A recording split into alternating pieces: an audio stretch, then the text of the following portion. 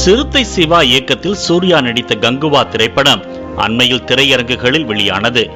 கங்குவா படம் முழுவதும் அதிக சத்தம் எழுப்பப்படுவதாக பலரும் விமர்சனத்தை முன்வைத்து வருகின்றனர். இணையத்தில் நெட்டிசன்கள் இது கங்குவாவா கத்துவாவா என மீம்ஸ் போட்டு வறுத்தெடுக்கின்றனர். இந்நிலையில் எந்திரன், நண்பன், ஸ்லம்டாக் மில்லியனர் போன்ற படங்களுக்கு சவுண்ட் இன்ஜினியரும் ஆஸ்கர் விருது வென்ற ரசூல் பூக்குட்டி கங்குவா படத்தை விமர்சித்து இன்ஸ்டாகிராமில் பதிவிட்டுள்ளார். அப்பதிவில் கங்குவா படம் அதிக சத்தம் கொண்ட திரைப்படம் என வந்த விமர்சனத்தை பகிர்ந்து இது போன்ற விமர்சனங்கள் வேதனை அளிப்பதாக தெரிவித்துள்ளார். இதில் யாரை குறை சொல்வது, இன்ஜினியரையா அல்லது திருப்திப்படுத்தும் நோக்கில் கடைசி நேரத்தில் வரும் எண்ணற்ற திருத்தங்களையா என கேள்வி எழுப்பியுள்ளார்.